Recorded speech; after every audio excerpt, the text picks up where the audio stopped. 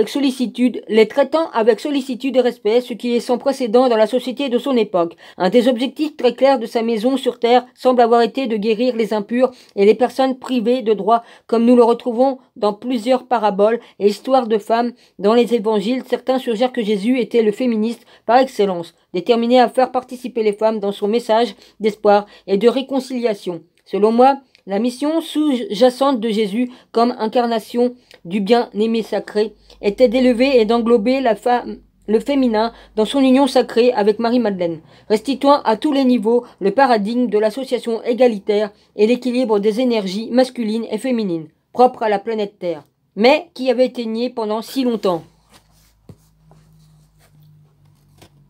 34. L'histoire d'Orphée et d'Eurydice hante le christianisme et elle se trouve intégrée dans sa propre mythologie. Orphée ne peut pas vivre dans une union heureuse avec son épouse sur le plan terrestre. À la fin, il est contraint de la laisser derrière lui à Tartarus et doit attendre d'être réuni avec elle dans la vie après la mort. Le couple du Christ dans le jardin le jour de Pâques fait écho de la tragique séparation d'Orphée et d'Eurydice, tout comme Eurydice, Marie-Madeleine réussit à étreindre son bien-aimé. Elle l'appelle par son nom, mais ils doivent se séparer au bout du compte. Jésus doit monter seul au-dessus, laissant Marie souffrir de l'exil politique sur le plan physique, du dénigrement et de la profanation dans le mythe et l'allégorie. Orphée et Jésus laissent de merveilleux cadeaux à leurs disciples. Les secrets de la transformation et de l'illumination et dans les deux mythes, l'union avec la bien-aimée est impossible. Eurydice et Marie-Madeleine sont abandonnées. Orphée retourne seul dans le royaume terrestre tandis que Jésus monte seul sur le trône céleste où il va présenter le principe de l'ascendant mâle à la civilisation occidentale pendant les 2000 ans qui vont suivre. Le monde gréco-romain qui a créé un mythe de séparation éternelle était complètement dépendant de la supériorité du principe basé sur la raison du solaire, égal masculin, et était incapable d'imaginer une vraie partenariat entre le personnage féminin et Sophie, blessée et décréditée, et le solaire, l'ego, Dieu, héros. Ah bah ça, ils ont écarté la Sophia, hein? Ouais. Puis ils ont écarté Marie-Madeleine. Ce milieu social était le même que celui de la société qui avait accepté la déduction d'Aristote selon laquelle les femmes étaient des simples couveuses de semences masculines. Je vais t'en mettre, moi, une couveuse. Vous nous prenez pour des poules pondeuses? Ah, punaise. Leur seule contribution envers l'embryon était de nature physique et d'offrir le terrain dans lequel il allait grandir, suivant les préceptes de Platon qui pensait que les femmes étaient des êtres humains dégénérés. Plutôt toi qui étais dégénéré, Platon. Putain, mais... Eh, mais fallait te faire péder, mon gars, si t'avais autant d'horreur pour les femmes. Hein? Excuse-moi, hein? Et que seuls les hommes étaient directement créés par les dieux et possédaient une âme. Oh putain. Je suis obligé de le dire. Un certain nombre, parmi les premiers pères du christianisme, n'admettaient pas non plus que les femmes puissent avoir une âme. Tout être humain a une âme, même les animaux en ont une. Le sang, notre âme est dans le sang qui coule dans nos veines. Putain de merde. Dans son traité intitulé Panario, 79.1, Epiphanius 315-403 écrit que les femmes sont d'une race faible. Ah oui, on est plus fort que les hommes. On a même parfois plus de couilles qu'eux. Hein? Pourquoi qu'ils veulent nous éliminer, nous les femmes? Ils nous détestent autant. Parce qu'on donne la vie et puis en plus on est plus fort qu'eux. Parce qu'on donne la vie. On porte la vie en nous. Et ça plaît pas. Il faut surtout pas qu'on se reproduise. Pourquoi qu'ils stérilisent tous les animaux et stérilisent les femmes, même sans leur dire? Hein? Ils ont stérilisé des Amérindiens, des Africains, en leur faisant des vaccins, soi-disant pour les soigner, ceci et cela. Ils se sont retrouvés qu'ils pouvaient même plus avoir d'enfants. Bonne façon d'exterminer les peuples. C'est une grande vérité. Et puis, comme ils trouvent qu'on est trop nombreux, ben, petite piqûre de rappel. Il y en a plein qui sont en train de crever, là, parce qu'ils ont tellement peur qu'ils se font piquer. Ah ouais. Je dirais pas le nom, hein. Au bout de 2-3 jours, ils passent l'arme à gauche. Puis dans les EHPAD de ce qu'on a donné aux vieux, hein. Ouais. Je suis révolté, ouais, je gueule. C'est normal que je gueule.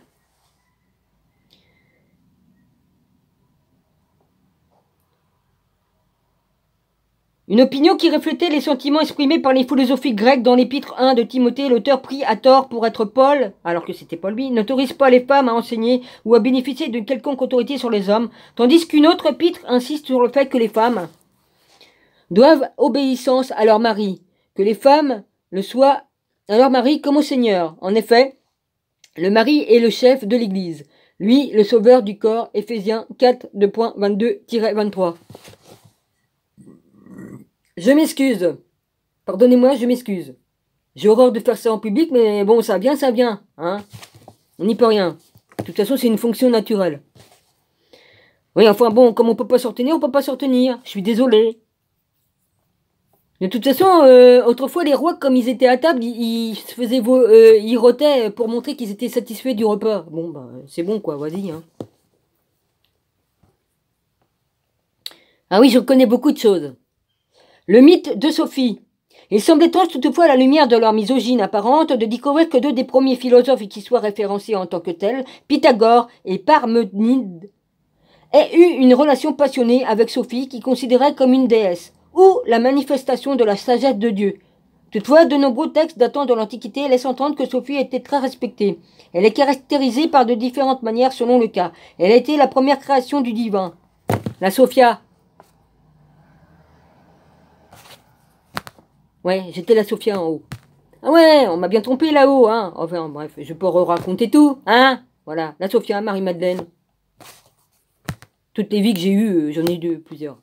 C'est pour ça que je sais que combien qu'on m'a trompé, là. Vas-y, les conneries qui disent.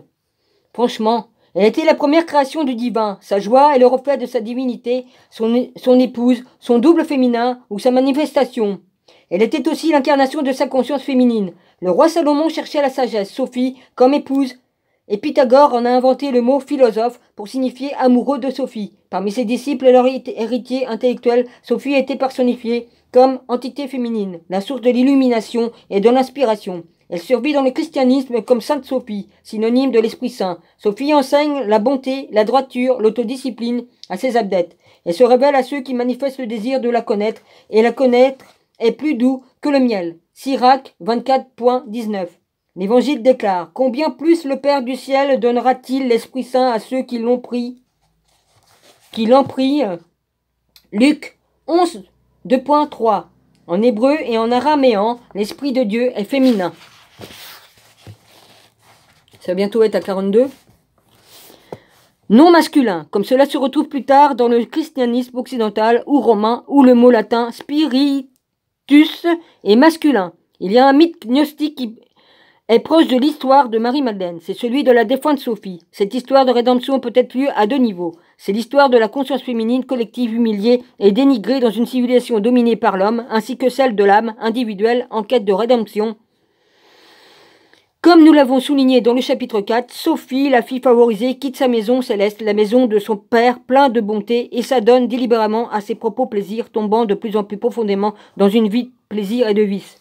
Elle était trompée, ils se sont fait passer pour son bien-aimé, et puis ils se sont bien amusés avec elle. Voilà.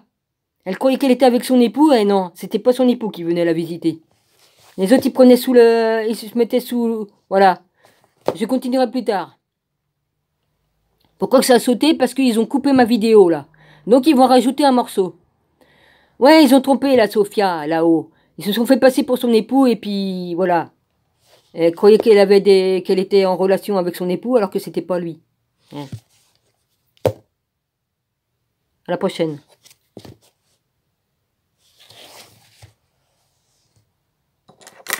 Ouais, ils ont recoupé la vidéo.